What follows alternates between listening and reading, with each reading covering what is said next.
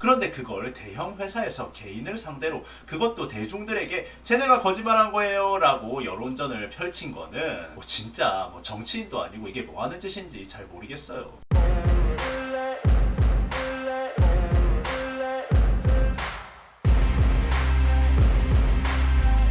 자, 유튜브 시청자 여러분들 반갑습니다. 인중입니다. 여러분들도 정말 댓글로 많이 남겨주신 이야기예요. 김가람이 결국 복귀에 실패하고 탈퇴까지 하게 되었습니다.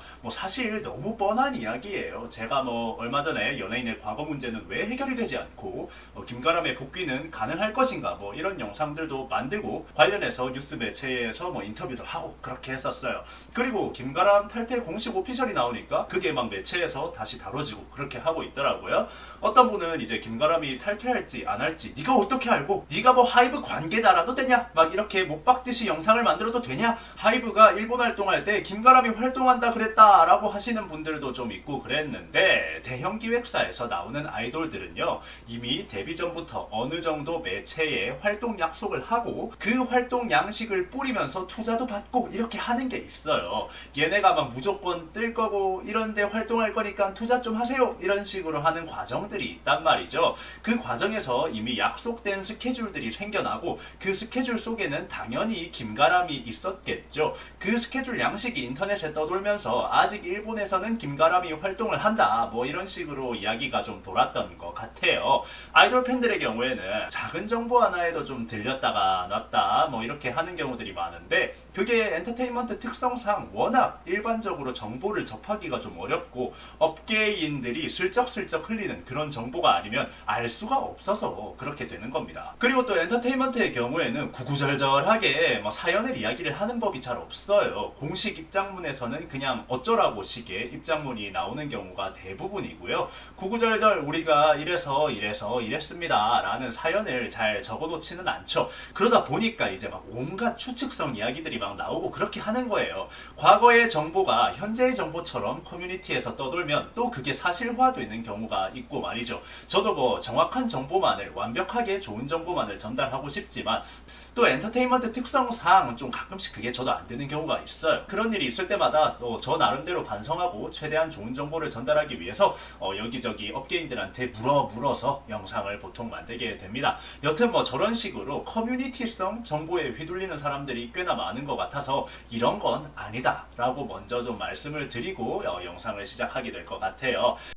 뿅. 김가람의 퇴출, 하이브에서는 공식 입장문을 이렇게 썼습니다. 김가람은 르세라핌에서 제외가 되었고 지금까지 불편함을 끼쳐드려서 죄송하다. 정말 딱 요 정도 말만 적혀 있습니다. 제가 김가람 사태를 계속 얘기할 때 했던 비판이 뭘까요? 대형 기획사에서 개인을 상대로 법적 협박, 돈으로 찍어 누르기식의 행보를 보였다. 그게 정말 당신들이 일을 못하고 있는 이유다라고 이렇게 얘기를 했었죠. 김가람 사태에 대해서 하이브와 소스뮤직은 이런 대처를 했습니다. 그 모든 건 허위이며 조작이다. 김가람은 오히려 그런 허위 뉴스에 피해를 본 입장이다 라고 말이죠. 피해 당사자는 아예 변호사 로펌을 끼고 하이브를 상대하겠다, 더 이상 참지 못하겠다, 실제로 거기에 대해서 하이브 측에다가 직접 본인이 당사자고 그런 식의 발표를 하지 말아달라면서 메일도 보냈었죠. 여러 증거들이 물밀듯이 쏟아져 나오니까 그 뒤에는 또 하이브가 이런 말을 합니다. 김가람은 오히려 친구를 보호하기 위해서 했던 행동이다. 그 당시에 그런 사건이 있던 건 맞지만 순전히 친구를 위해 행동했던, 어린 시절의 의리로 인해서 좀 많이 나갔던 거지 애가 나쁜 애가 아니다 라고 이야기를 했어요. 그렇게 이야기를 하고 나도 해명이 씨알도 먹히지 않자 어영부영 활동 제외시키고 그 뒤에 떡밥이 식어갈 때쯤 되니까 탈퇴 소식 발표. 정말 김가람에게 학교에 가서 너가 그런 죄가 없다는 사실을 생기부를 떼와라 라고 하면은 단 2시간 만에 해명을 할 수 있었던 문제를 온갖 변명과 둘러치기, 그리고 뒤틀린 몇몇의 팬들을 선동해서 여론을 만들고 다녔던 거예요. 굉장히 쉬운 방법들이 있는데 그걸 대기업들이 선택을 하지 않는다. 대기업이 쉬운 방법을 두고 먼 길을 간다. 그 길은 갈 수 없던 길이기 때문에 그런 겁니다. 절대로 쉬운 길을 놔두고 돌아갈 이유가 없습니다. 그래놓고 이제 와서 하는 소리가 불편을 드려서 죄송합니다. 또 그냥 대중들에게 사과를 하고 있는 거죠. 그 당사자는 학교를 포기하고 부모님이 옆에 딱 붙어서 무슨 일이 생기지 않을까 하면서 세화를 내려놓고 하이브와 대치를 했었는데 그들에 대한 사과는 왜 하지 않았는지 저는 잘 모르겠습니다. 지금 하는 말은 너네가 원하는 대로 김가람 뺐어. 우리가 잘못했어. 미안해. 그러니까 계속 우리 회사 이용해줘. 뭐 요 정도의 워딩인 거고요. 대한민국 엔터테인먼트 지분 33%를 차지하고 있는 대형 회사가 세계에서 K-팝 엔터테인먼트 중에 가장 유명한, 다른 회사는 몰라도 방탄소년단 보유 회사라는 이유로 가장 글로벌한 회사가 한 개인을 상대로 야 우리 애는 잘못 없는데 니들이 말한 거 허위 사실이잖아 라고 이야기를 해서 평범한 집안에서 로펌을 대동하게 해놓고 지금 그냥 불편을 드려서 죄송하다라는 한마디로 꼬리를 내리는 게 저는 개인적으로 굉장히 웃긴 일이라고 생각을 해요. 사실 이제 보통의 경우에는 말입니다. 사람들이 평생 살면서 경찰서 한번 가보지 않고 사는 사람들이 많습니다. 법무법인 로펌을 사용하게 되는 경우는 더 없겠죠. 그리고 그 대상자가 미성년자의 학생이다. 상상도 하기 어렵습니다. 그런데 그걸 대형 회사에서 개인을 상대로, 그것도 대중들에게 쟤네가 거짓말한 거예요 라고 여론전을 펼친 거는 진짜 정치인도 아니고 이게 뭐 하는 짓인지 잘 모르겠어요.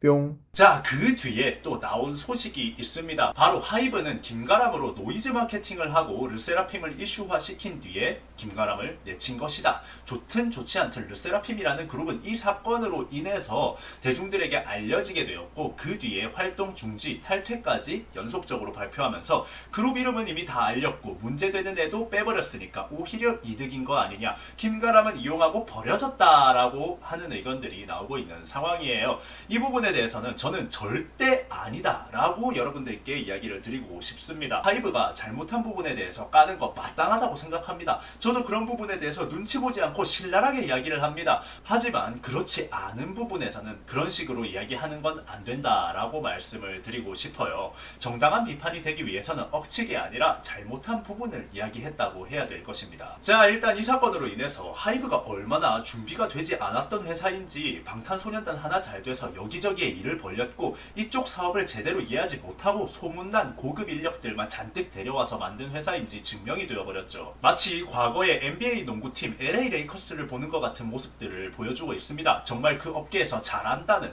소문난 사람들 다 끌어모아서 우와 진짜 어벤져스다, 드림팀이다, 저거 사기 아니냐? 막 이런 말을 들으면서 시작했지만 결과를 까보니까 그게 아니었던 거죠. 사람은 말이죠, 사람마다 다 역할이 존재하게 됩니다. 에이스 10명을 모아서 팀을 만든다고 해서 그 팀이 무조건 강팀이 되는 게 아니라는 거죠.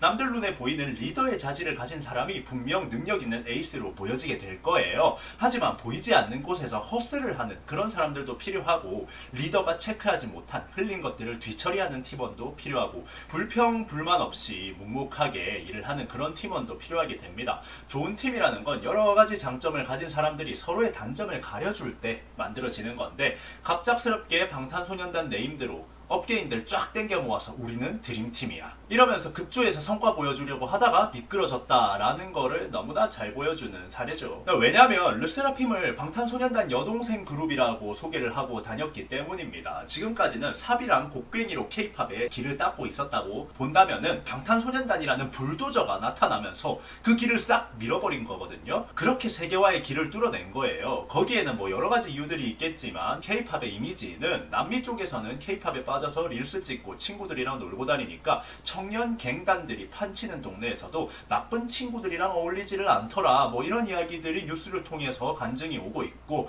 북미권에서는 요즘 나오는 노래들이 너무 자극적이라 같은 멜로디의 어린이용 대체 가사들이 판을 치고 있는데 K-팝은 어린이가 들어도 성인이 들어도 불편하지가 않은 노래다, 뭐 이런 이야기들도 나오고 그렇습니다. 제가 K-팝을 착한 음악이다 라고 이야기하는 거는 이런 것에 있습니다. 원래 보통 퍼포먼스가 강한 음악들은 자극적으로 나오게 되는데 방탄소년단이 하는 음악은 그렇지 않았었다라는 이야기죠. 뭐 모든 K-팝이 그렇지는 않겠지만 말이죠. 그런 그룹의 여동생 그룹이라고 홍보는 짠뜩 해놓고 정작 그 그룹에 저런 멤버가 있다는 건 제대로 인지하지도 못한 채 남들은 5년 6년씩 연습생들을 연습시켜서 만드는 걸그룹을 퍼블리싱 기법으로 단 몇 달 만에, 1년도 안 되는 기간 만에 만들어냈죠.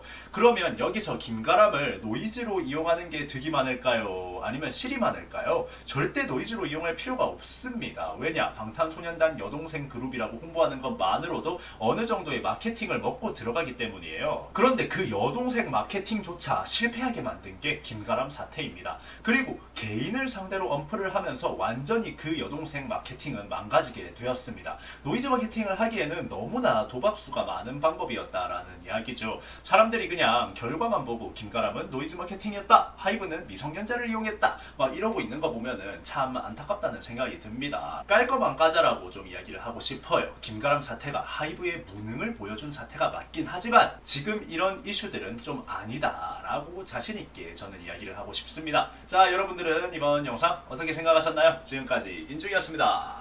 감사합니다.